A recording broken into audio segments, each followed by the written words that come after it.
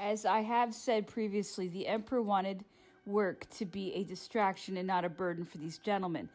But of the 4 people among whom it had been divided, only 2 remained, and one of those was separated from him at 9 p.m. General Montholon therefore had the largest share of work to do. This is what happened. The Grand Marshal gave up some of his family activities to spend more time with the emperor, but Count de Montholon, without the Grand Marshal losing any of the emperor's esteem and his old friendship for him, became the man sharing his everyday habits and his affection until the day he died. Count de Montholon became entirely the emperor's man, and this sacrifice was even more complete when the countess's health forced her to return to Europe. If I mention the small part I played in making myself useful to the emperor, either in his work or in his reading aloud to him, and to drive away his worries, it is that I am too happy within my modest sphere to have contributed to easing his suffering on that awful rock, and to have deserved the honorable title of friend which he gave me when inscribing my name in his immortal will. The duties of butler were given to Monsieur Pierron, the pantry chef, a discreet man who had been brought up in the emperor's household and had followed him to the island of Elba. Like Cipriani, he went into town every week, accompanied by a soldier to whom he handed over his horse's reins on arriving. Free to move about, he went into the various stores without being followed, and like Cipriani, was able to receive from or hand over to an island tradesman letters or small packages entrusted to him. Count Montholon, for his part, went out riding more often than in the days of General Gourgaud. He sometimes went into town, and if he found the commissioners there, he would report his discussions with them to the emperor, which provided topics for conversation. The emperor also found a precious resource in Countess de Montholon, who, according to him, combined great distinction with a firmness of character rarely encountered in her sex. Countess Bertrand, although more capricious, nevertheless helped him pass a few hours of the day, and made up for the news Dr. O'Meara could no longer bring, as he was forbidden to leave the Longwood enclosure. Conversation, work, and a few horseback or carriage rides and walks, such was the emperor's life since General Gourgaud's departure, being that illness did not keep him at home. When Mr. Balcombe and his family came to Longwood, the pass granted by the governor stated to see Countess Bertrand. But once they had entered, that family, and particularly the young girls, could not resist their natural desire to see the emperor before leaving the island. The emperor was kind and gracious to his guests, and wished to show his thanks for the kind hospitality he had received from them at the Briars. In giving his errands to the head of that family, he added a gift and a draft on London for 72,000 francs and gave him a pension of 12,000 francs per year, asking him to take care of his affairs in Europe. The emperor requested him to see his family and let them know about the shameful way he was being treated. Mr. Balcombe, without failing his duty to his government, was able to satisfy the emperor's wishes. The governor was informed that he had allowed himself to call on General Bonaparte without being authorized to do so, and showed much irritation. The emperor learned with pleasure that on his arrival in England he had been named General Purveyor for New Holland. As his successor in his firm on the island, he designated Mr. Howard, who had previously been introduced to the emperor. The matter of the health reports had come to a head. The emperor had learned that the statements on his health given to the foreign commissioners were signed by a doctor he did not say, Dr. Baxter, the very same man whom Sir Hudson Lowe was so anxious to place near his person. Count de Montholon had ascertained this at the home of Marquis de Montchenu, and brought proof of this back to Longwood in a copy he had been allowed to take. The evidence of the false reports was well proven. The emperor protested against such an indignity in a letter dictated to Count de Montholon to be sent to Plantation House. 3 other letters carried secretly to the commissioners the following day informed them of the emperor's protest over the false reports to the governor. Extremely embarrassed by this blow, Lowe sought to explain his conduct to the Grand Marshal by telling him it was not health reports he was giving the commissioners, but only minutes from the head doctor on the island, based on the verbal report by Dr. O'Meara. On learning of Dr. O'Meara's house arrest, the emperor declared he would not accept his care until this was lifted, and not wishing his doctor to be submitted to any disciplinary action, urged him to send his resignation to Plantation House. The governor did not dare take such a great responsibility on himself. He suspended the house arrest and informed the Grand Marshal of this decision by a formal notice. But he kept in his soul all the bitterness brought about by the matter of the health reports, in which the commissioners themselves had gotten involved, and which they had considered highly irregular. Dr. O'Meara had therefore resumed his care of the emperor, but everyone expected an order to arrive from London, forcing him to leave Longwood. He again went all around the island, into town, and on board the ships of the squadron. When he was summoned by Hudson Lowe and reported to him, it was to receive the most discourteous remarks from him. These officials' storms were reported to the emperor, who replied, "You no longer have the necessary independence to take care of me. I would rather see you go than know you are treated that way. I have lived too long for them. What they want is for me to die in my bed without any help." The emperor at that time was kept in bed by a serious bronchial infection that had interrupted his liver treatment. As Dr. O'Meara foresaw that any day now the governor's rage against him could result in an order to leave Longwood, he urged the emperor to call Dr. Stokoe of the Conqueror in for consultation. He introduced them and urged the emperor to call on this man if he himself were forced to leave, for he felt such revulsion at seeing Dr. Baxter. However, Dr. Stokoe's visits could not please the suspicious nature of Hudson Lowe. To take a doctor from the squadron, when there were so many good ones in town, was in his eyes a means of establishing contact with the outside. From that point on, he subjected him to such investigations that after the second visit, the doctor decided to write Admiral Plampett to declare it was no longer possible for him to return to Longwood.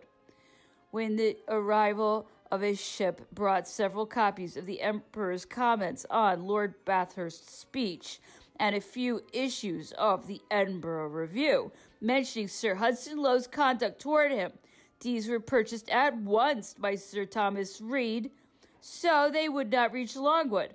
However, the butler, who went into town, got a hold of them and brought them to Count de Monton, who gave them to the emperor. A month later, Hudson Lowe learned that these publications had arrived at Longwood, and of the emperor's pleasure in reading them. He had no doubt that Dr. O'Meara was the one who had procured them. The telegraph summoned him to Plantation House. The scene was quite violent, and irritation reached its peak. Dr. O'Meara's firm and dignified replies were the drops that made the vase overflow. A few days later, the threat of sending him away from the island was put into execution. A brig arrived from Europe on July 25th, bringing the governor the order to have Dr. O'Meara removed from Longwood. That same day, without any concern for the condition of the emperor, whom he knew to be ill, the governor sent the following letters to Longwood. Plantation House, July 25th, 1818. Sir, I have the honor to inform you, so that you may bring this to the attention of Napoleon Bonaparte, that in accordance with instructions I have received from Count Bathurst, dated 16th of May, 1818, I must forbid Mr. O'Meara any kind of services to his person, and that I have consequently given orders that he leave Longwood.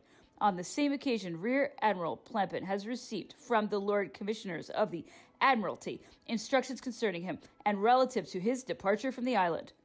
Regarding Mr. O'Meara's departure, further instructions from Count Bathurst are that I must place Dr. Baxter in charge of providing his care as a doctor to Napoleon Bonaparte whenever it is required, and particularly to recommend that he should consider at all times Napoleon Bonaparte's health as the principal object of his attention. When informing Napoleon Bonaparte of this arrangement, I must not fail to inform him at the same time that should he for any reason be dissatisfied with Dr. Baxter's care as a doctor, or if he should prefer that of any person in the same profession present on the island, I am prepared to acquiesce to his desire on this point and allow the care of any doctor chosen by him, providing that he strictly conforms to the applicable regulations. Having informed Mr. O'Meara of the order for his departure, I have given Mr. Baxter the necessary instructions. He shall consequently be ready to proceed to Longwood at the first invitation and when the slightest wish is expressed to him. At the same time, until I can be informed of the personal wishes of Napoleon Bonaparte on this subject, I shall see to it that a medical officer remains available at Longwood in the event there should be a reason to call upon him suddenly. I remain, etc., Hudson Lowe, Lieutenant General.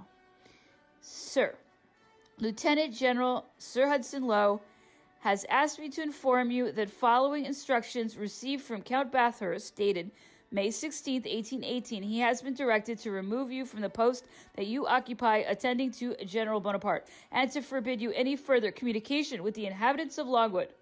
Rear Admiral Plampin has received instructions from the Lord Commissioners of the Admiralty regarding your destination when you leave this island.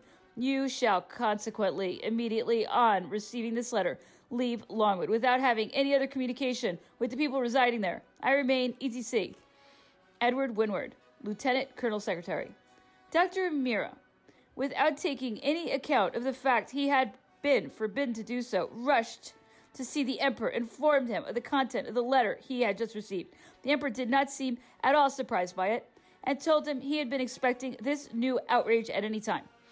He spoke to him of what he should do on his arrival in Europe, and urged him to see his family and King Joseph. You shall tell him, he said, to give you the private and confidential letters that Emperors Alexander and Francis, the King of Prussia, and the other European sovereigns have addressed to me. You shall publish them in order to cover those sovereigns with shame and show the world the homage they paid me when they asked favors or begged me to leave them their thrones. When I had strength and power, they solicited my protection and the honor of my alliance. Today, they crush me in my old age. By taking you away from me, Doctor, the crime shall be perpetuated faster. If you learn of some slander published against me, contradict it, and make sure the truth is known in Europe regarding what is going on here. Your ministers are brazen indeed, he said to him.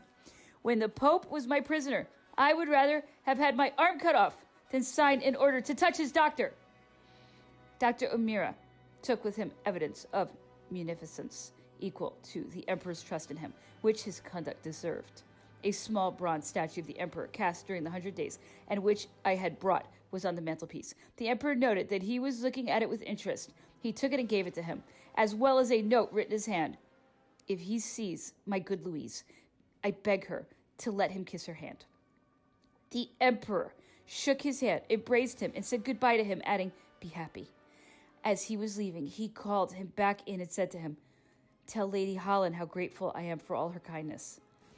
I accompanied the doctor for a few steps when he left the Emperor and told him how disastrous I considered his inopportune departure. The Emperor's health was visibly declining, and we would be without instructions to follow in the future. I then thanked him for his utmost attentive care for the colony and wished him a safe journey. The evil deed had been done. Dr. O'Meara was taken away from the Emperor at a time when he needed him most. He was having trouble digesting. His legs were slightly swollen, and he had a pain in his side. The Emperor's indignation reached its peak. He had Count de Montsalon write a letter to the governor that was taken to the duty officer to be forwarded to Plantation House, Longwood, July 25th, 1818. Sir, I received your letter at 6 p.m. I cannot give it to the Emperor before tomorrow morning because he was extremely ill today. While I translated it, I noticed that you made a mistake. You believe because he called Dr. Stocco in consultation that he might receive his services as his regular doctor. I can assure you, in spite of his position, even when facing death, he shall receive no care and take no remedies except from the hands of his own doctor. If he is deprived of him, he will take none from anyone, and he will consider himself to have been assassinated by you. I remain, etc., Montsalon. The haste with which the doctor was leaving Longwood did not allow him to give me anything other than the medication that was currently in the Emperor's room, such as mercury pills, which he used very reluctantly, laxative salts, and something with which to rub his legs. On arriving in town, the doctor did not forget his patient, and the day after his departure from Longwood, he sent the following report to the Grand Marshal. Dr. O'Meara's report to the Grand Marshal on the Emperor's illness. During the last days of September, symptoms developed indicating a disorder in the functioning of the liver. Prior to this period, Napoleon had often experienced respiratory infections, headaches, and rheumatism, but these illnesses worsened. His legs and feet became swollen. His gums took on a spongy, scurvy-like appearance, and he showed signs of indigestion.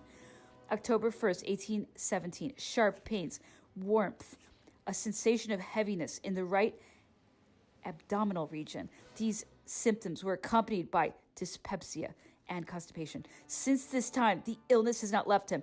It has made slow but continuous progress. The pain, mild at first, has increased to the point where I fear acute hepatitis. This aggravation of the illness is the result of a severe respiratory infection.